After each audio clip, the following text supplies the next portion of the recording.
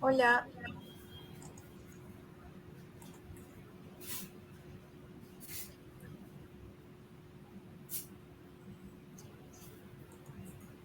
esperamos a Demir. Ay, creo que... Ademir, graba de nuevo porque es que no entraste. Estoy, sí estoy. Pucha, es que te estábamos... No, no me salía tu cámara. No, ya, ¿qué importa? ¿Para qué pensar nada más? Son cosas que pasan, pues. Ya, Ya, ay, lo ya. siento.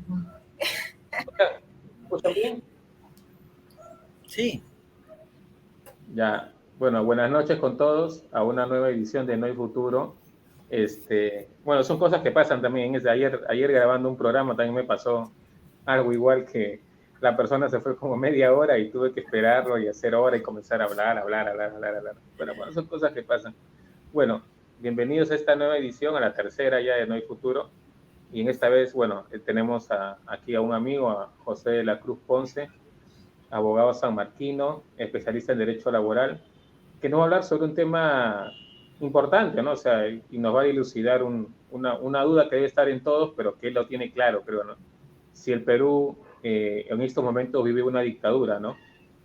Ha salido hace algunas horas, ha salido un fallo del Tribunal Constitucional donde le da prácticamente muchas atribuciones al Congreso en materia de lo que es, y le destraba el tema de lo que es la elección del defensor del pueblo, y en sí creo que les destraba muchas decisiones de carácter político que están asumiendo y que prácticamente ya con el Tribunal Constitucional prácticamente de rodillas, ya deja de tener un control. No sé, José,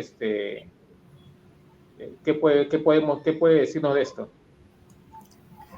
bueno, gracias a Demir, Heidi, buenas noches, ¿no? Agradecido por la invitación para dialogar y un poco difundir pues algunas ideas, ¿no? Y poder de esa manera dar información, digamos, a la población que en estos momentos es lo que más necesita, ¿no? Tener cierta claridad respecto a ciertas eh, de la abundante información que se dan en las redes, ¿no? Y que pareciera que las redes han ayudado a una formación de la opinión pública cuando no es cierto. O sea, lo que las redes está ayudando más bien es a descomponer la opinión pública, ¿no? Entonces la gente termina confundida de tanto exceso de información, ¿no? Y eso no genera certezas y por lo tanto se cae en una especie de nihilismo, ¿no? De la destrucción de la opinión pública como consecuencia de la democracia, ¿no?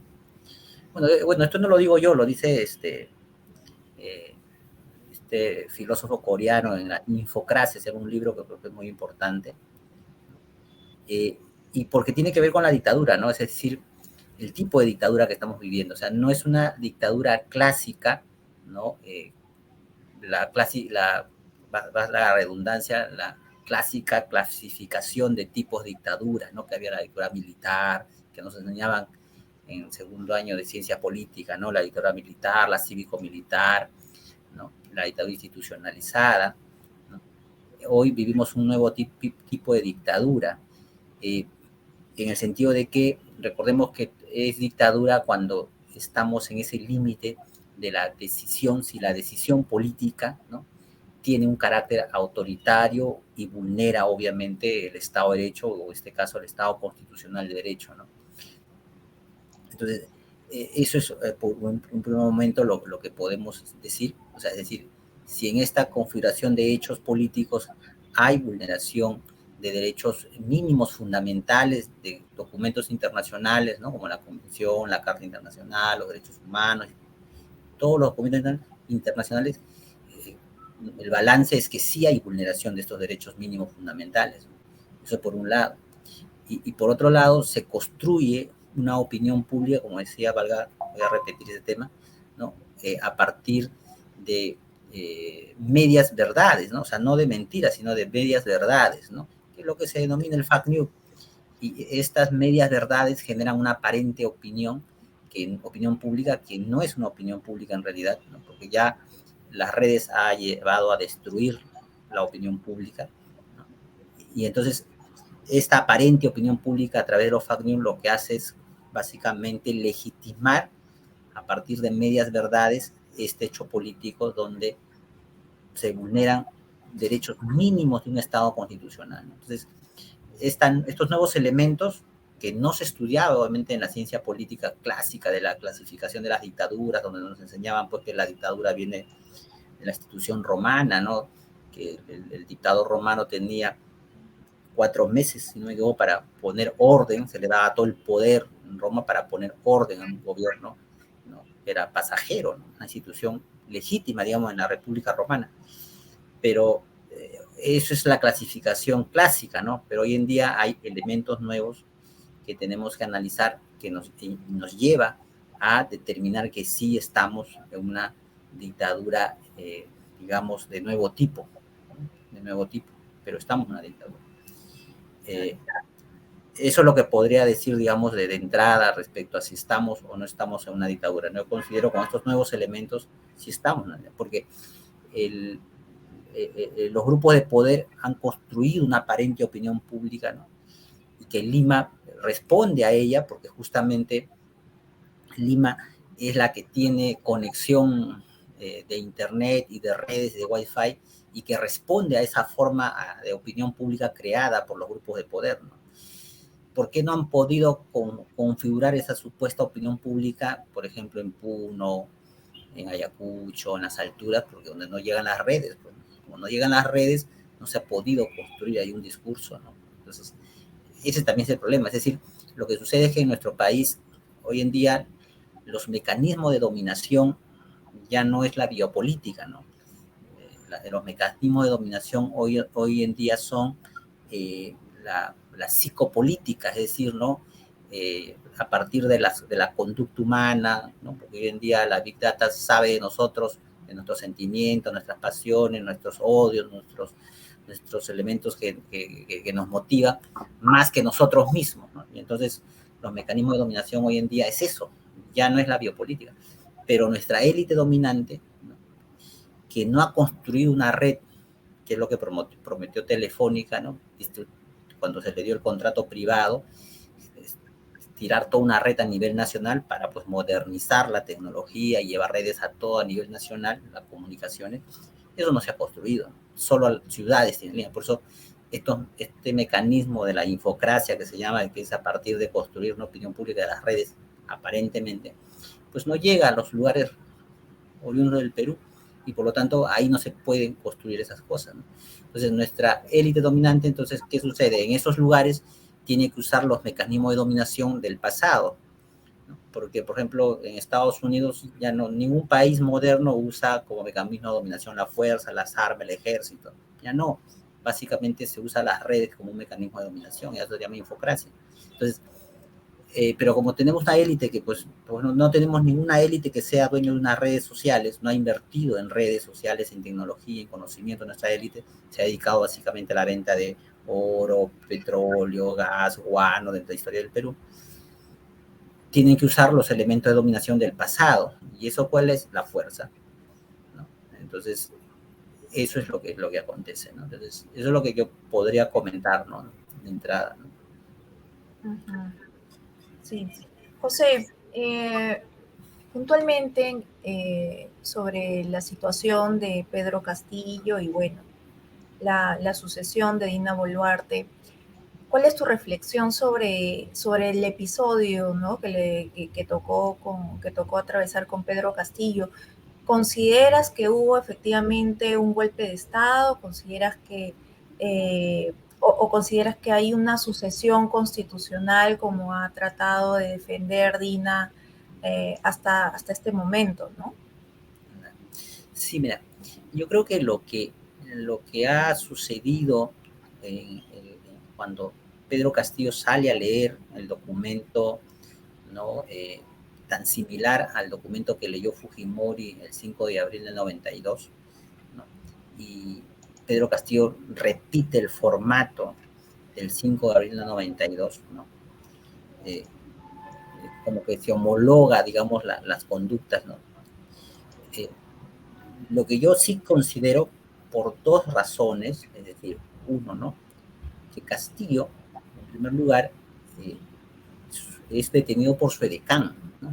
El edecán, que es un militar que está asignado a la Casa de Gobierno, que es un militar y que generalmente son parte del Servicio de Seguridad del Estado, porque esa es una función constitucional, o sea, eso no es ilegal. Pero también sabemos que el Servicio de Seguridad de Estado, del Servicio de Inteligencia de Seguridad de Estado, pues hay varias ramas, ¿no? La de la Marina, la del Ejército, la Policía, ¿no? Y entonces, ese decán pertenece al Servicio Secreto de Seguridad de Estado. Dos, el chofer, quien en vez de conducirlo a la Embajada de México, lo condució a la carceleta, también pertenece, ¿no? a esta estructura, ¿no? Digamos, no sé si será pues de qué si es el ejército, de la marina o de la policía, pero generalmente pertenecen a una de estas fuerzas, de estas áreas, ¿no? Y fueron los que configuraron todas las condiciones para que Pedro Castillo sea pues detenido. Porque si Pedro Castillo tiene como civil a su chofer, un civil, ¿no? Y un edecán civil, no ocurriría estas cosas, ¿no? Entonces, ha sido parte, ¿no? de la, digamos, de un operativo al que el servicio de inteligencia se ha prestado a esto, ¿no? No olvidemos que el servicio de inteligencia viene haciendo política desde los años 90 y quizás mucho antes, ¿no? Por nuestra generación, lo que conocemos, ¿no? Lo que son mucho mayores, tiene más información, que el servicio de inteligencia es un actor político, ¿no? Eso nadie, o sea, alguien que estudia las relaciones de poder y que dedicamos siquiera a mirar y observar las relaciones de poder, no podemos descartar, sabemos que el servicio de inteligencia era un actor político. En la década de los 90, ¿no? Bueno, asesinaba estudiantes, ¿no? Que era un asesinato político, eran dirigentes estudiantiles de la Cantuta, asesinados, ¿no? Y eso es un asesinato político, estás matando a un dirigente estudiantil. Entonces, hacía el trabajo sucio, ¿no? Entonces, pero eran actores políticos, estaban haciendo política. No olvidemos a los militares repartiendo los almanaques con el rostro de Fujimori, ¿no? O sea, esa era un actor político. Entonces, seríamos ingenuos pensar que el servicio de inteligencia ha dejado de ser un actor político. O sea, eso sería un análisis político. Fuera de eso es una ingenuidad enorme, ¿no? O sea, pensar que estos actores políticos de los 90, que tenían toda la estructura y sobre todo tenían toda la información, ¿no? Me acuerdo haber leído en Liberación hace años, ¿no? Que los aparatos de chuponeo que compró el Estado para seguridad del Estado no fueron todos devueltos por la Marina. Cuando cae el año 2000 el gobierno de la dictadura, la Marina debió devolver todos los aparatos de chuponeo del Estado. Pero me acuerdo de una noticia ahí que no entregó todos los aparatos, se quedó con algunos aparatos, desaparecieron unos aparatos. Entonces, ¿dónde está ese aparato? ¿Quién chuponea con esos aparatos que no fueron entregados al Estado? Me acuerdo de haber leído esa noticia en Liberación hace muchos años, cuando existía este periódico que dirigía Hildebrand. Entonces, el tema es aquí que ha habido toda una actuación del aparato de seguridad del Estado, que fue, como le digo, su edecán y el chofer, quienes pertenecen a una arma, porque son militares generalmente o policías, ¿no? Y que se prestaron a esta situación. Entonces, y porque el Estado además está infiltrado, digamos, mira, yo le voy a dar un dato, ¿no? Cuando usted entra a cualquier ministerio del Estado, Ministerio de Justicia, Ministerio de la Mujer, por el discurso de la tercerización de los años 90, se tercerizó los servicios de seguridad de las instituciones. Entonces, cuando usted entra a un ministerio, te deja su DNI y lo anotan que ingresó. ¿Quién lo anota? Un personal de seguridad que no pertenece al ministerio porque esa labor está tercerizado. Generalmente es una empresa privada de seguridad. ¿A quiénes pertenecen todas esas empresas privadas de seguridad? Generalmente pertenecen a marinos, a militares, o marinos o de alguna otra fuerza del ejército del Perú. Entonces, toda esa información, por eso usted fácilmente a la prensa, cuando le filtran, dice, ¿quién visitó a tal ministro? ¿Quién visitó a tal funcionario? Lo saben todo, porque estas empresas de seguridad que son propiedad de exmarinos o exmilitares, ¿no?, reciben toda la información calientita todos los días de quién entra a un ministerio, ¿no? Y eso es una política de Estado porque se tercerizó todas las oficinas del Estado y se le dio a estas empresas privadas que son propietarios de exmarinos y exmilitares, ¿no? Y juegan con la información. Por eso usted viste en El Comercio o en La República, en el Perú 21, en todos los diarios dicen, ¿no?, visitó tal persona, se enteran más rápido de que él iba a recibir, ¿no? Porque entonces el Estado está infiltrado. O sea, no olvidemos que el 90, toda la década del 90 fue una dictadura cívico-militar, ¿no?, por el gobierno de Fujimori. Esa estructura cívico-militar no se ha, digamos, desestructurado, ¿no? O sea, no hubo un gobierno que dijo, mira, vamos a limpiar el Estado de esta dictadura cívico-militar porque se armó toda una estructura cívico-militar en los ministerios, ¿no?, que participaban, ¿no? Eso se mantuvo todos los 90 y se mantuvo todo el 2000 y se ha mantenido hasta ahora. Entonces, el Estado está, como dice, chuponeado, ¿no?, por una estructura cívico-militar, básicamente. Y es por eso que el presidente, ¿no?, ha sido, pues, detenido por seguridad de Estado, su edecán, y ha sido por su chofer, ¿no? Si fuese un gobierno civil, su chofer debería ser un civil. Podríamos decir, José, quizás que, a ver, si esta teoría, bueno, tiene sustento, ¿no? Podríamos inferir que Montesinos aún está quizás detrás de todo esto, ¿no? Hace poco escuchamos, no hace mucho, ¿no?, que Montesinos tenía muchas llamadas por teléfono, ¿no? Es decir, disponía de la base naval donde estaba como cualquier lugar, ¿no? Eh, esto, ¿quién lo permite? ¿No? Podríamos decir que el mismo sistema, es decir, quizás la misma persona representada en Montesinos, podría estar detrás de todo esto. Mira, claro, no tenemos prueba, como dices tú, de que Montesinos esté detrás de eso, ¿no? Pero lo que sí hay certeza, ¿no?, es que, como decía yo, la certeza tenemos de que quien lo lleva al presidente Castillo, ¿no?, le miente y lo lleva, en vez de llevar a la embajada, lo lleva de su chofer, ¿no? O sea, alguien de seguridad de Estado, ¿no? Quien lo detiene es su edecán, alguien de seguridad de Estado. O sea, la certeza es que seguridad de Estado sí participó de este operativo, ¿no? Entonces, ¿por qué seguridad de Estado participa de un operativo que favorece a los grupos de poder? Porque esta seguridad de Estado fue un actor político en los 90, en una dictadura cívico-militar que no fue desestructurada, ¿no? O sea, siguió ahí, y sigue ahí. Claro, me acuerdo con el época de Toledo, si no me equivoco,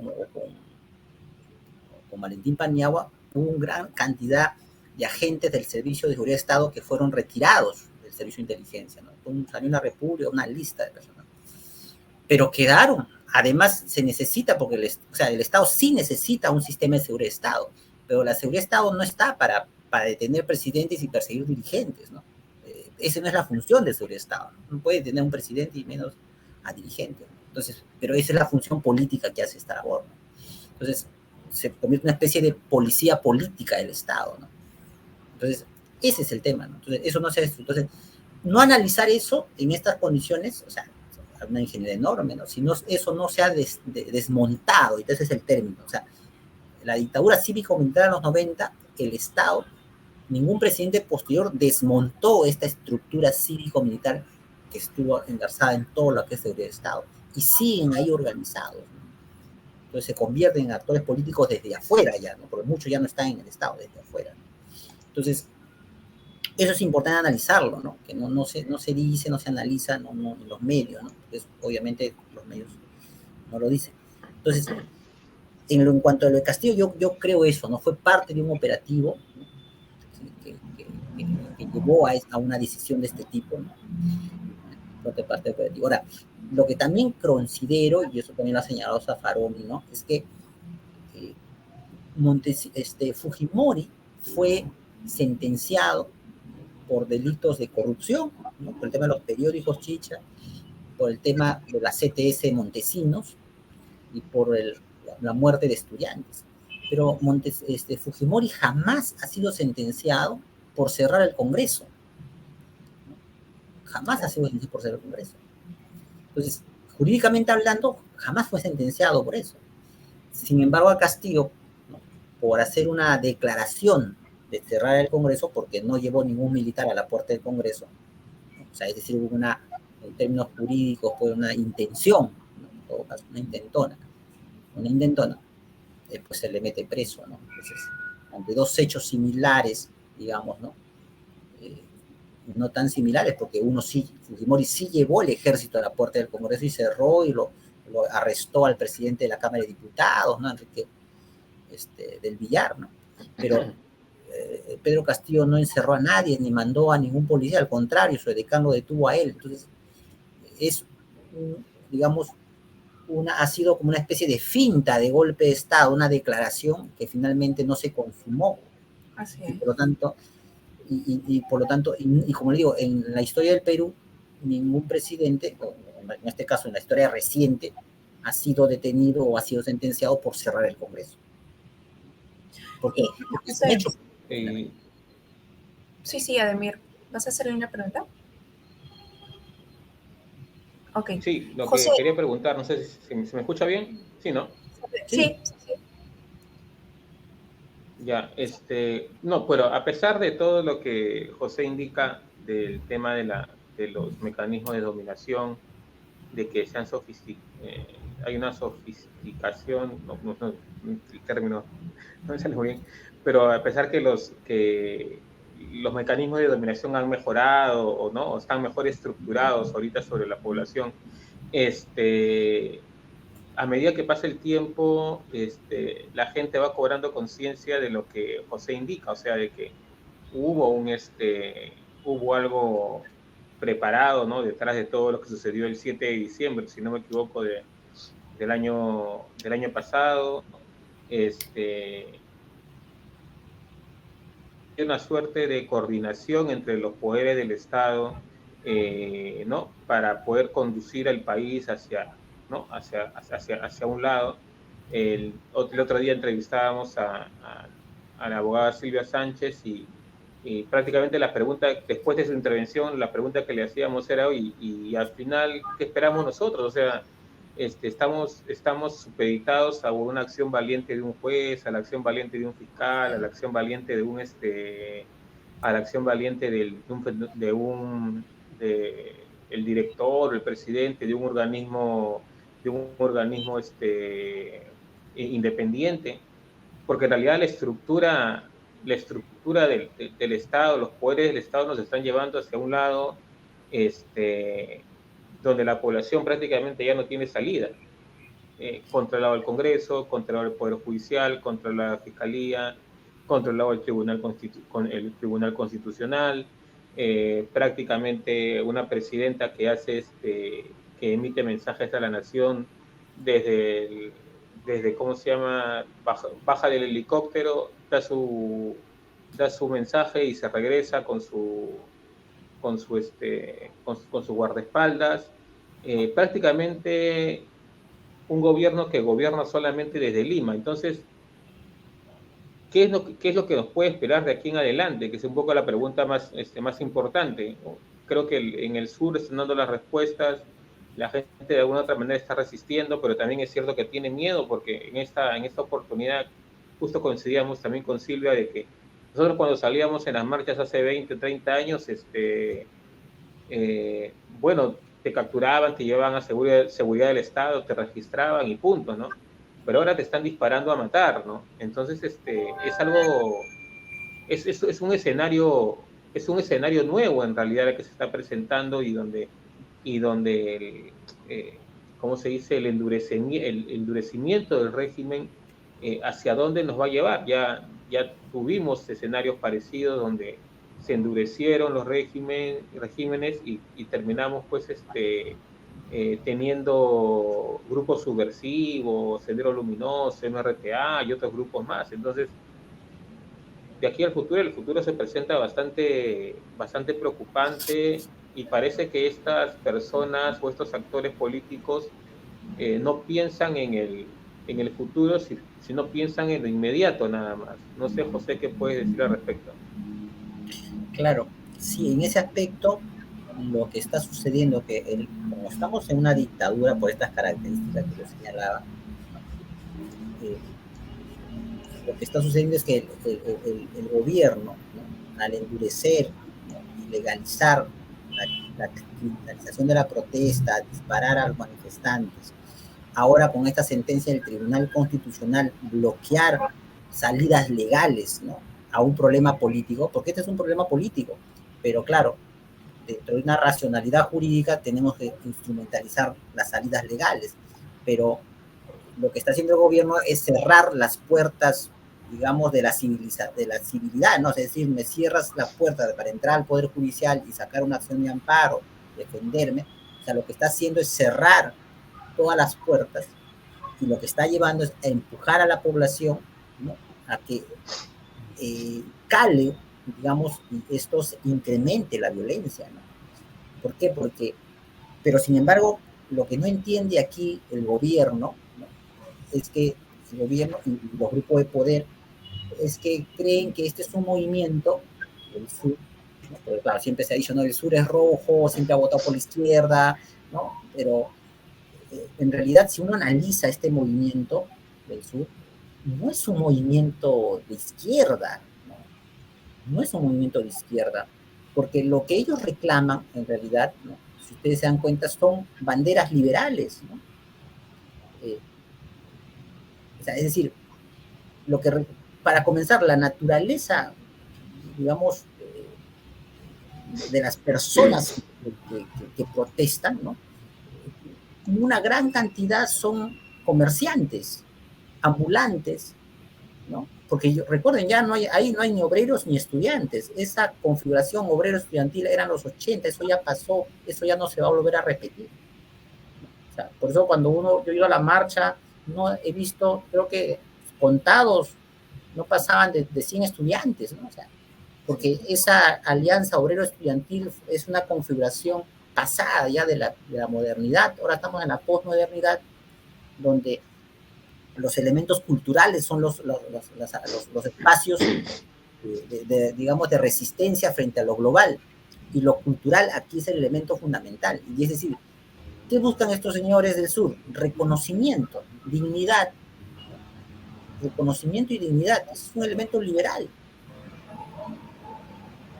Y su conformación son comerciantes, mineros informales que hacen negocio. Un minero informal jamás puede ser comunista o socialista por su práctica comercial. Un ambulante jamás, muy difícil que sea pues comunista y menos terrorista, ¿no?, porque cree en la libertad de mercado, porque comercia su oro ilegal o comercia su mercado, su fruta, sus productos. Entonces la configuración, básicamente, acá no hay obreros en este movimiento del sur, son cusqueños, puneños, no hay obreros y estudiantes, eso ya quedó en el pasado. Es básicamente un reclamo de identidad, ¿no?, es decir, de reconocimiento y de igualdad ante la ley, y eso es una bandera liberal, porque lo que piden es igualdad ante la ley, que sean reconocidos, ¿no?, que su presidente que han elegido sea reconocido como el presidente de los que elige Lima. O sea, igualdad, y eso es una bandera liberal. Claro, José, justo refiriéndote a lo que, no, puntualizando lo que tú decías, yo tuve participación en lo que es el movimiento de la ley Pulpín en el tema de las zonas, y efectivamente, o sea, el componente de las personas que integrábamos las zonas éramos personas que éramos laboralmente independientes. Así es. No teníamos vínculo, prácticamente no teníamos vínculo con el Estado ni con instituciones privadas, vivíamos de lo que ganábamos en el día, de nuestros negocios. Entonces la mayoría de nosotros disponíamos de tiempo para poder prácticamente estar todo el día en la calle, porque en realidad nuestro negocio podíamos obtener, por ejemplo en mi caso, podíamos obtener en un sábado, podíamos obtener en un evento, podía obtener 2.000, 3.000 soles, y con ese me bastaba para poder para poder desarrollar mis actividades durante semana, durante 15 días. Entonces, el tema de la, ¿cómo se dice?, de lo que es de la dependencia económica o de este tema del vínculo laboral permanente también es importante. Es lo que, si no me equivoco, es el concepto de la alienación, ¿no? Una persona que mantiene un vínculo laboral con un patrón prácticamente donde cede su libertad es una persona alienada porque no vive plenamente su libertad, no vive plenamente su ser como persona. Y estas personas que vienen de las comunidades, efectivamente, o sea, mira, ustedes saben que yo he trabajado durante 3 años en provincias. El distrito donde yo trabajaba estaba sentado dentro de una comunidad campesina, y ellos en realidad, sí es cierto, viven del día a día, de cuidar sus tierras, de, ¿cómo se llama?, de la siembra, ¿no? De la siembra, de las etapas de siembra y cosecha y todo, pero durante el día disponen de tiempo para poder hacer actividades, reunirse, vivir en comunidad, tomar decisiones a través de asambleas, son prácticas de democracia comunitaria, que persiguen un fin concreto, que es el tema del respeto a sus derechos y que genera una comunidad mucho más fuerte. Y eso es lo que estamos viendo en este proceso. Entonces, lo que uno se ve es, desde Lima, es una ignorancia de lo que pasa en el interior. O sea, se piensan que son personas, pues, que están siendo, ¿cómo se dice?, manipuladas, desde una inteligencia superior que dirige todo, de un Vladimir Cerrón, de un, no sé, de Patria Roja o de Sendero, cuando en realidad estas personas tienen un rol casi, un rol, como se dice, mínimo en estas jornadas. ¿Qué es lo que pasó también durante el proceso Pulpín o otros procesos? O sea, los partidos políticos, incluso durante la ley Pulpín, los partidos políticos marchaban al fondo, o sea, no los dejábamos marchar adelante, los llevábamos a marchar al fondo porque sentíamos que no representaban el sentir de la población. Entonces vemos que cada día que pasa, estos movimientos, si bien es cierto, a nivel de ubicación territorial, son distintos, de repente la demanda es distinta, pero el núcleo de la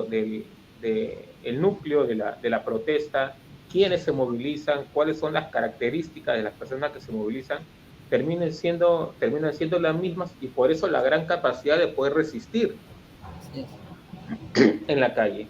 No cosa que una persona que tiene que entrar a las 7 de la mañana al trabajo y salir a las 6 de la tarde, no puede mantenerlo. Entonces, estamos ante una situación, como le digo, una prueba también para el tema de los movimientos sociales, más allá de que estamos siendo perseguidos y tratando de ser inmovilizados, ¿no?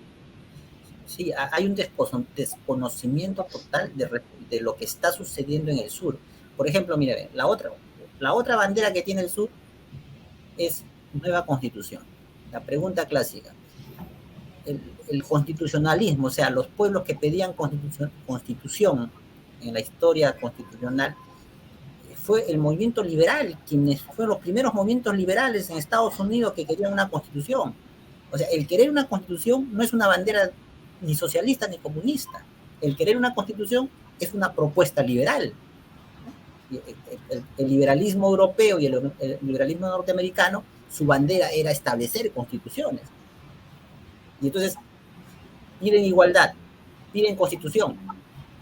Son banderas liberales. Yo no veo ninguna bandera de izquierda. O sea, que estén pidiendo, no sé, pues una remuneración mínima universal, como están en Europa, se debate esto de la remuneración mínima universal, que es un discurso de izquierda ante la crisis de la desaparición de los trabajos, ¿no? Ya sabrán, pues, ¿no? Y hay el abogadosaurio, el contadosaurio, ¿no? Las profesiones que están quedando en el pasado. Entonces, ya no va a haber trabajo, pues, ¿no? Entonces, están pidiendo una remuneración mínima universal para todos, ¿no? Que las corporaciones paguen.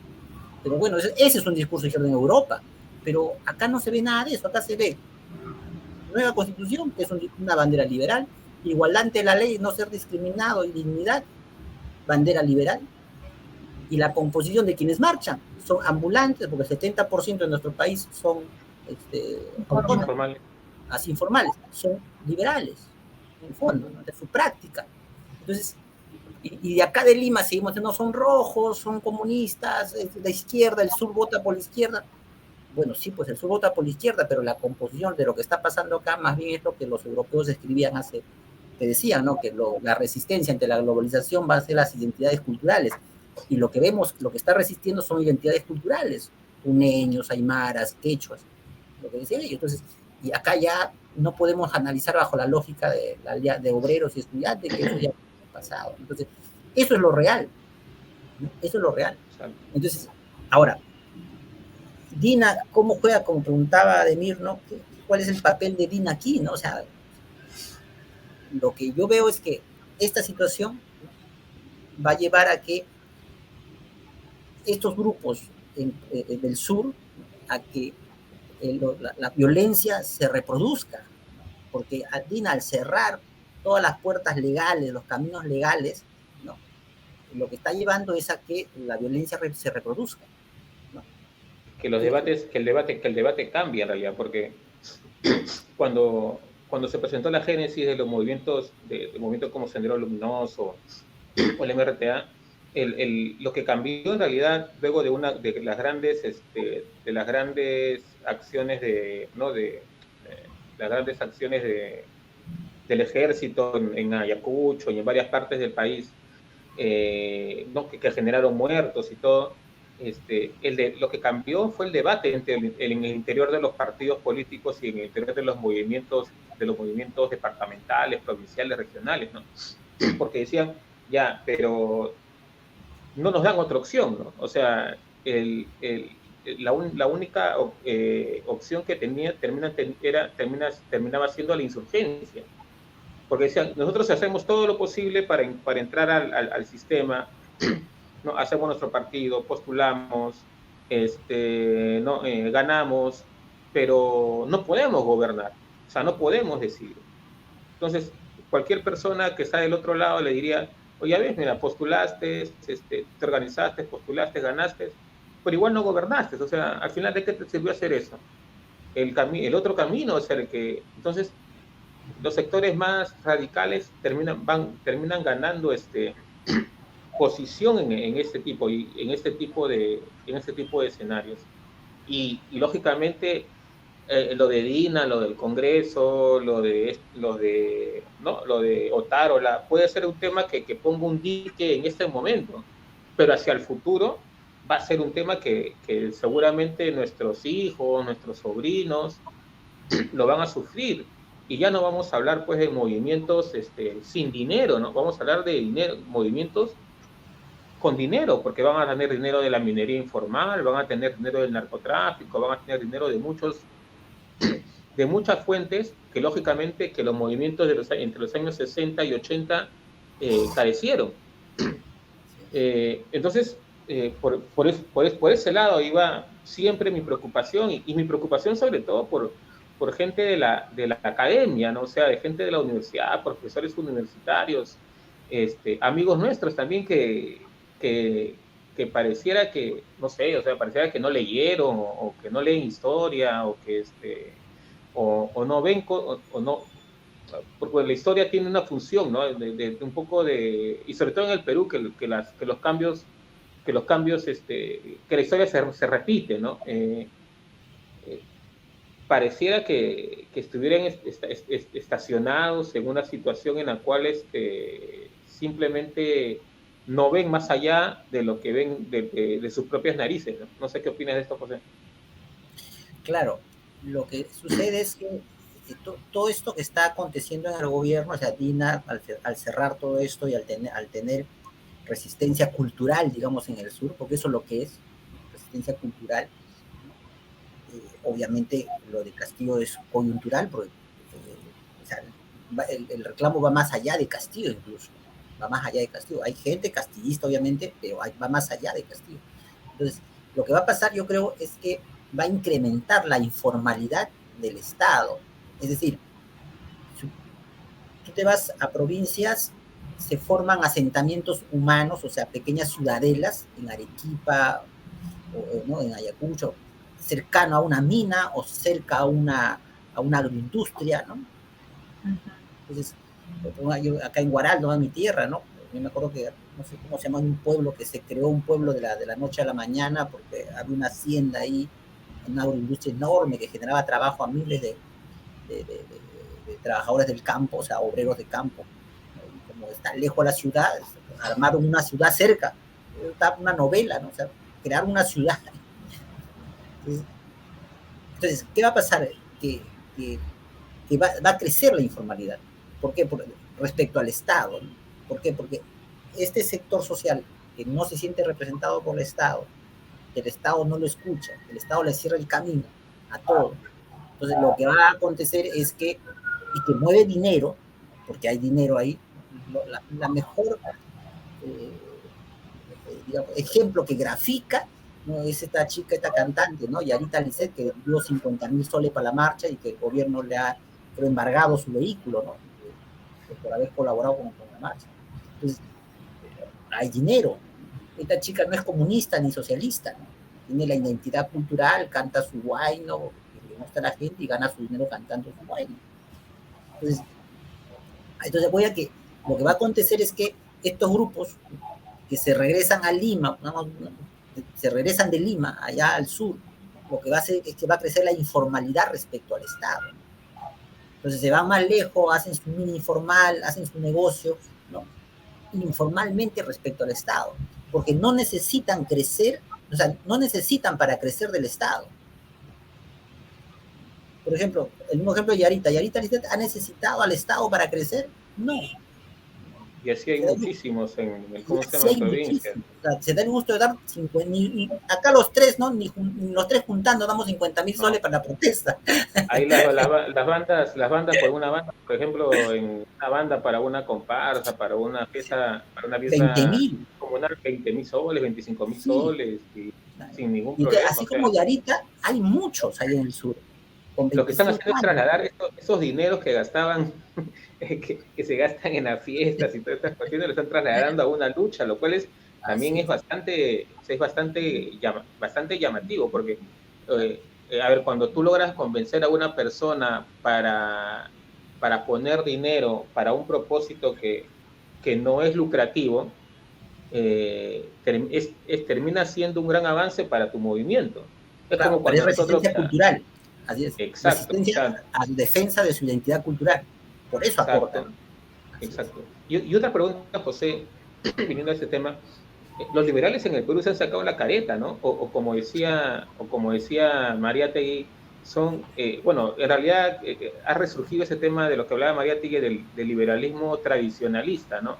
Dice, acá en el Perú, bueno, en realidad son los liberales en el Perú son medio raros, decía Mariátegui, o sea, un liberal que los días domingos ¿cómo se llama? Le reza al Dios invisible y trino, decía, creo que lo dice en los 7 ensayos, si no me equivoco, lo dice. En realidad no puede ser llamado liberal, no es un liberal tradicionalista, con un gran rasgo conservador, no solamente católico, sino ahorita también evangélico, ¿no? En gran parte son evangélicos, y que ahorita, o sea, prácticamente están negándole a la población una de las banderas que construyó su liberalismo, ¿no? Que es el tema del constitucionalismo, el tema de la consulta, el tema de que la gente sea la que decida. Pues en realidad, como digo, se están sacando la careta, o sea, no eran en realidad liberales como decían en sus discursos o como decían en la universidad, ¿no? Sino en realidad eran gente, ¿no? Eran fachos de derecha, o sea, gente que, o sea, donde ahí no hay ningún término ahí. Ahí cuadra lo que creo que es Monroy Galvez en un artículo que escribió El Comercio. Monroy Galvez fue, si no me equivoco, pero él decía que un liberal en el Perú, ¿no? ¿Quién es un liberal?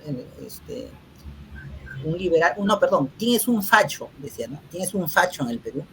un liberal asustado. Un facho en el Perú es un liberal asustado. Es decir, cuando ve que no funciona, le sale, o sea, no era liberal, pero como está asustado, le sale lo que es facho. O sea, y eso es lo que ha pasado, ¿no? Se ha dado cuenta, la derecha liberal supuestamente es la que hoy en día defiende, ¿no? Esto de, ¿no? O sea, anula el referéndum, controla los poderes del Estado, y eso no es liberalismo. Mira, más liberales son de los del sur que esta derecha. El sur es más liberal. ¿Por qué? Porque se supone que para ser liberal yo tengo que creer en el mercado y apostar por la ley del mercado. Y ahorita Lizel es más liberal. Ella se pone ahí y espera si el mercado le compra o no su música. Y cree en el mercado. Un comerciante de 3 regiones que son puneños cree en el mercado, pone su stand, levanta su puerta corrediza y pone su producto y cree en el mercado. Y ese día, ¿no?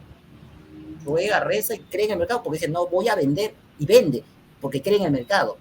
Son más liberales. Eso es un liberal. Nuestra élite, nuestra derecha, no es liberal porque necesitan del Estado para poner su negocio. Eso no es liberalismo.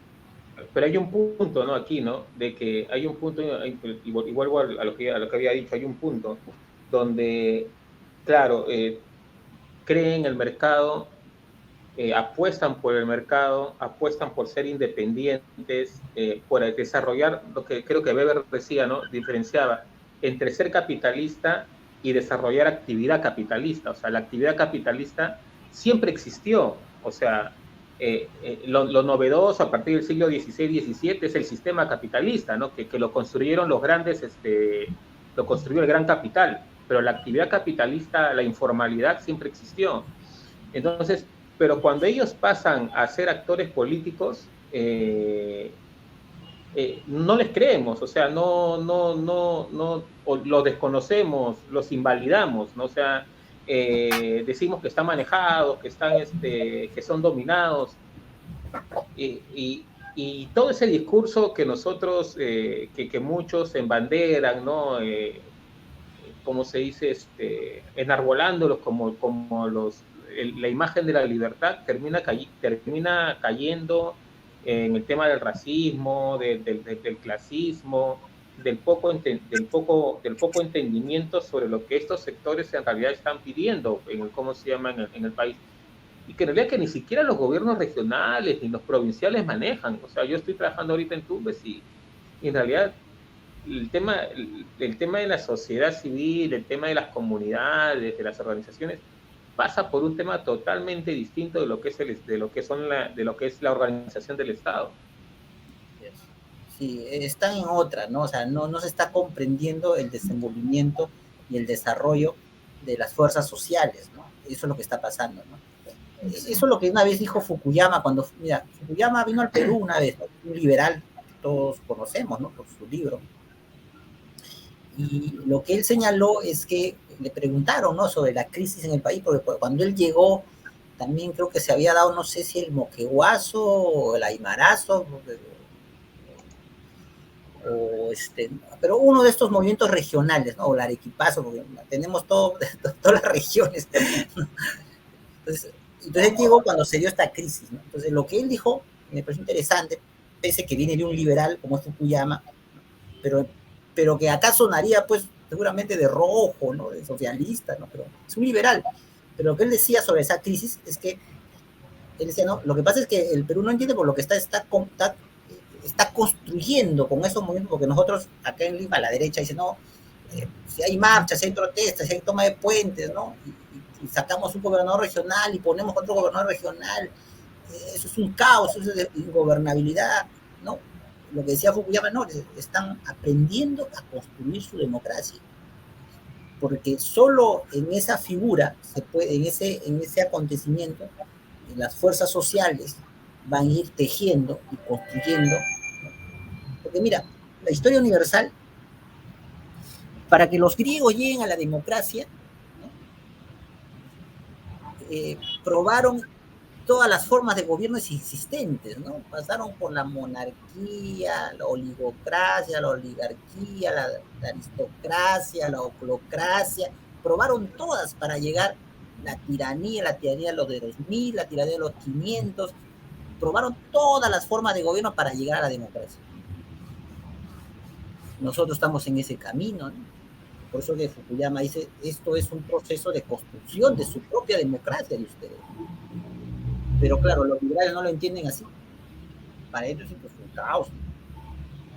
Entonces yo creo que hay un total desentendimiento de lo que está aconteciendo, ¿no? Y como dices tú, ahora, para terminar esta parte respecto a la academia, ¿no? El mundo académico, ¿qué está pasando con la universidad?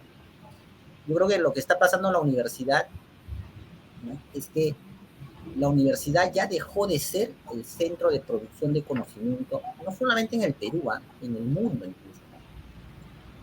Toda la producción de conocimiento hoy en día lo hacen las corporaciones. Facebook, Instagram, Twitter, todas estas grandes corporaciones son las que producen conocimiento, que son los mecanismos de dominación, ¿no? Ya no lo hace la universidad. O sea, la producción de conocimiento ya no viene de la universidad, viene de las corporaciones. Entonces, la universidad, básicamente, lo que ya dejó de ser producción de conocimiento en el mundo, ¿eh? Imagínate en el Perú, ¿no? ¿Cómo estamos? Entonces, las corporaciones son las que hoy producen conocimiento y son las que finalmente tienen los mecanismos de gobierno. Por eso en Estados Unidos se habla hoy en día de la corporotocracia, ¿no? El gobierno de las corporaciones, que son los que tienen los instrumentos modernos de dominación, ¿no? A partir de la psicopolítica. Y en contraparte sería que si las corporaciones, por un lado, generan conocimiento y la universidad queda invalidada para ese proceso, la contraparte, la contraparte serían las organizaciones, ¿no? O sea, la resistencia, porque la resistencia también genera un tipo de conocimiento. Así es. Claro. Entonces, pues decía, ¿no? La resistencia también.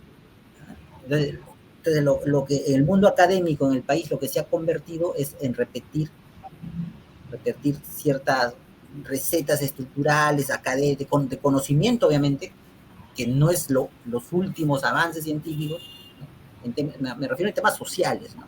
Temas sociales. Exacto. Entonces, ¿no? Entonces, en repetir, ¿no? Muchos profesores todavía en la universidad vienen repitiendo lo que se dictaba en los 90, ¿no? Vienen repitiendo lo que estaba en los 90, ¿no? Y entonces, y aún hay, ¿no? Y acá hay un elemento fundamental, ¿no? Es decir, la universidad, que es un tema que es largo de hablar, de repente podemos hacer otra charla para hablar del tema de la universidad, ¿no? De SUNEDU y todo este tema, ¿no? Que se ha visto como que hay dos, ¿no? Los buenos y los malos, ¿no? Y eso es una gran falsedad, ¿no? Los que están a favor de SUNEDU son los buenos y los que están a favor, ¿no? Del otro lado son los malos, ¿no? Y eso es una gran mentira. Si uno analiza, en realidad, en nuestro tema de debate, los dos son malos, porque los dos tienen sus intereses, ¿no? Respecto a la educación. Entonces, y la universidad lo que ha perdido, bueno, ha perdido la crítica, ¿no? O sea, es decir, ya no hay elemento crítico en la universidad.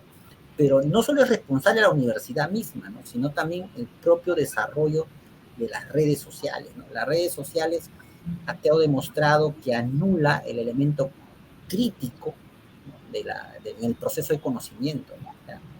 Ya eso lo decía pues Sartori, ¿no? Hace mucho tiempo, ¿no? En los años 70, 80 creo, ¿no? Pero ahora lo vienen a decir con otros estudios más avanzados, ¿no? Es decir, ya las redes sociales, el YouTube, todos estos mecanismos de redes no ayudan al proceso de la crítica en el proceso de conocimiento. Entonces, se ha perdido la crítica. Pues hoy en día los jóvenes no tienen un elemento de crítica. Lo que hacen, ¿no? Luego vamos a terminar. Lo que hacen básicamente es confirmar sus emociones, digamos, en el TikTok, ¿no? O sea, y validarlas. Validarla, ¿no? Validar sus emociones, ¿no? Validan lo que le agrada, le gusta, ahí se detienen, ¿no? Y así están, ¿no? Entonces validan, confirman sus emociones, pero no hay un proceso, ¿no? De crítica que genere, ¿no? Entonces, eso ha generado todavía mucho peor a abundar la crisis de la universidad en el país. Y regresando al tema que nos convocó, y ya para ir finalizando, ¿qué podemos esperar de lo que se viene? Los actores ya están identificados, ya cada actor está haciendo lo que no sé, lo que le corresponde o lo que está dentro de sus posibilidades. Vemos que que, que la dominación o las fuerzas del orden ganan mayor terreno, pero también vemos que las investigaciones que están desarrollando algunos medios independientes están minando un poco esta idea, esta verdad que se ha tratado de construir y que de alguna u otra manera va a validar las posturas de la resistencia de la gente a esta suerte de dictadura que se está presentando en el Perú. Entonces, ¿qué podemos esperar, José, en lo que viene? Ya se está organizando otra marcha de personas que van a venir hacia Lima. En algunas provincias siguen en paro todavía, en paro general. Ya se está hablando de un tema hasta de insurgencia en algunas provincias. Entonces, ¿qué es lo que sigue en este escenario? ¿Hacia dónde estamos yendo? Secesión, ¿no? Sí. O de división territorial. Sí, lo que yo veo, lo que viene es que el factor internacional va a jugar un factor fundamental, porque aquí en el Perú, por ejemplo, ustedes saben que yo tengo una demanda presentada de acción de amparo a favor de Pedro Castillo, que se coordinó con algunos abogados en coordinación que se defendía a Pedro Castillo, ¿no? Y se presentó en Chota, Cajamarca, porque el DNI de Castillo es Chota, Cajamarca, ¿no? Pero la sala civil que vio el tema señaló cometiendo prevaricato porque hay un temor, y señaló que Lima lo tiene que ver porque dijo que Castillo había señalado su domicilio en Salater, ¿no? Esa calle en el Rima. Zarratea, en Breña. En Breña, ¿verdad? Entonces, pero lo gracioso en realidad, y es pues totalmente prevaricador, digamos, ¿no? Es que en el expediente no aparece ningún domicilio de Zarratea, ¿no? DNI que aparece es Chota, Cajamarca, ¿no? Pero se lavaron las manos. Esa es la presión que hay. Entonces ahora ha venido a Lima, está en la segunda sala constitucional, está para que se pronuncie la segunda sala para que lo pueda admitir, pero sale hoy lo de la sentencia del Tribunal Constitucional señalando que el Poder Judicial no puede pronunciarse ni dar acciones de amparo respecto a decisiones políticas del Congreso. Y la acción de amparo es contra la vacancia de una decisión política del Congreso. Por lo tanto, es muy probable, ¿no?, que la sala se pronuncie en el sentido de lo que ha dicho el Tribunal Constitucional, por lo cual están cerrando justamente el tema. José, bueno, y perdóname que te corte, porque el camino, como tú dices, lo internacional aquí va a ser determinante, ¿no? Y a nivel jurídico lo que se esperaría es que la Corte Interamericana pueda tomar alguna medida, alguna decisión, ¿no? Y en este campo, ¿qué podríamos esperar de la Corte Interamericana, ¿no? Sí, mira, lo que sucede, el temor de Dina y de la derecha y de los grupos de poder que han estado detrás de este golpe de Estado parlamentario, el temor es que hay dos jurisprudencias de la Corte Interamericana, ¿no?, respecto a la suspensión de derechos políticos. No olvidemos que lo que se ha hecho con Pedro Castillo es que su derecho a ser elegido presidente se le ha suspendido, ¿no?, se le ha retirado ese derecho político. Sobre este derecho político hay dos sentencias. Una es la sentencia de Leopoldo Seas, el venezolano, ¿no?, que postuló a la alcaldía de Caracas, si no me equivoco, u otra provincia de Venezuela, ¿no?, y donde el gobierno, en este caso un gobierno de izquierda, no lo dejó postular. No lo dejó postular. Y el otro caso es el caso de Petro, ¿no? Cuando fue alcalde, Petro utiliza, porque tuvo un problema de la baja policía con la recolección de basuras, ¿no?, en la ciudad, y entonces él hace uso para poder limpiar la ciudad de algunos camiones que al parecer vulneraban algunos contratos con algunas empresas privadas que ya tenían un contrato de recojo de basura que creo que no lo querían hacer, un tema de eso, ¿no? Entonces lo vacan a Petro, ¿no?, y lo suspenden su derecho político. Entonces Petro va a la Corte Interamericana, Leopoldo Sea también va a la Corte, en dos casos, Venezuela y Colombia, ¿no? Y lo que dice la Corte, ¿no?, en los dos casos se pronuncia, y esto es jurisprudencia vinculante, ¿no? Es que los derechos políticos de una autoridad, o sea, de hecho, haber sido elegido o a elegir, solo pueden ser suspendidos mediante sentencia judicial, no por acto administrativo. Y Castillo ha sido sacado de la presidencia mediante un acto administrativo emitido por resolución legislativa del Congreso, que es un acto administrativo, porque lo que emite el Congreso son actos administrativos, una resolución legislativa. Entonces, eso es ilegal, porque Castillo tuvo que tener un debido proceso y una sentencia que ordenara su retiro de presidente, ¿no? Pero no ha habido nada de eso. Entonces, hay jurisprudencia vinculante totalmente contundentes. Es por eso que están haciendo esto de querer retirarse de la Corte, ¿no? Entonces, el factor internacional es clave, ¿no? Es clave. El tema es el tiempo, ¿no? Entonces, ¿qué tanto? Pero claro, la derecha juega mal, ¿no? Juega más ficha, porque mira, esto del Tribunal Constitucional va a volver a encender. Hoy día me llamaba un amigo de San Marcos, me decía que hay una reunión, pero no sé en qué lugar, respecto al Tribunal Constitucional. O sea, está volviendo a encender las cosas, ¿no? Porque esto es una locura de que los dos poderes estén sometidos al Parlamento, ¿no? Ya se acabó el Estado constitucional de derecho o el Estado de derecho. Entonces, claro, si esto caldea nuevamente y alcanza lo internacional, porque sé que se han presentado medidas cautelares en la comisión, entonces sí podría, yo creo que coincidir de alguna manera, ¿no? Y no sería una locura, o sea, no es una locura pensar que Pedro Castillo pueda hacer, que haya una sentencia de la Corte que Pedro Castillo pueda ser restituido en su puesto como se ordenó la restitución de Petro en la alcaldía de Colombia, ¿no? Lo que pasa aquí es que son dos visiones, ¿no? Una es la corrección política y otra es la corrección jurídica, lo que decía de Alemán, ¿no? O sea, es decir, la corrección jurídica, ¿no? Lo debidamente correcto, jurídicamente hablando, ¿no? Es que no hubo el debido proceso. Ahora, y no hubo los 104 votos. Que esa corrección jurídica no coincida con la corrección política, ¿no? Lo políticamente correcto que se dice, ¿no?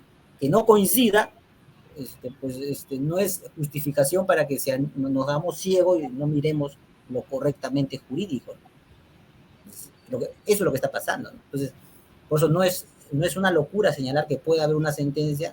El tema es el tiempo, ¿no? Y qué tanto resiste el sur y qué tanto se vuelve a encender la sociedad civil acá en Lima, ¿no? Para poder. Ahora, regresando al tema, ¿no? En Lima se han movilizado los migrantes de los conos, ¿no? Que es el 70% informal, ¿no? Que tiene tiempo para movilizarse, ¿no? Porque entonces yo creo que hay elementos que sí podrían hacer que esto se sostenga, ¿no? No olvidemos que lo de los pulpines, por ejemplo, creo que fueron 8 marchas, ¿no? O 10 marchas, creo, ¿no?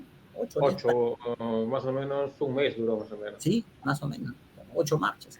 Entonces, yo creo que sí hay las condiciones, más aún con lo que ha salido hoy esa noticia, creo que va a volver a encender, ¿no? Pero creo que aquí el tema es trabajar con este sector que hoy en día es esta resistencia cultural, ¿no? Identitario, ¿no? Que ya no es la universidad, ¿no? Eso creo que ha quedado claro con estas últimas movilizaciones. Así es. Bueno, muchas gracias, José, por tu participación. Ha sido bastante interesante. Creo que hemos ido más allá un poco del tema legal, nos hemos adentrado al tema político, al tema social, a conocer un poco la realidad de las personas, a conocer un poco a las personas que están protestando, en realidad, de las cuales se habla poco y se les estigmatiza bastante, ¿no? Entonces, esperemos contar contigo para una próxima ocasión. Y bueno, le dejo a Heidi para que cierre esta edición de No hay Futuro. Heidi. José, muchas gracias. Necesaria la reflexión que has compartido el día de hoy y que, bueno, la hemos podido conversar y yo creo que de aquí salen muchos temas más que ya están pendientes, ¿no? Uno de ellos, por ejemplo, el tema de la universidad y, como bien señalaba Demir, un análisis más profundo, más detallado de los sectores que hoy en día están empujando la lucha en el país, ¿no? Así que, José, muchas gracias y esperamos tenerte nuevamente por acá. No, gracias a ustedes, chicos, y estamos ahí para colaborar. Buenas noches. Buenas Chao, noches. Nos vemos. cuídate. Chao, chao. Descansen.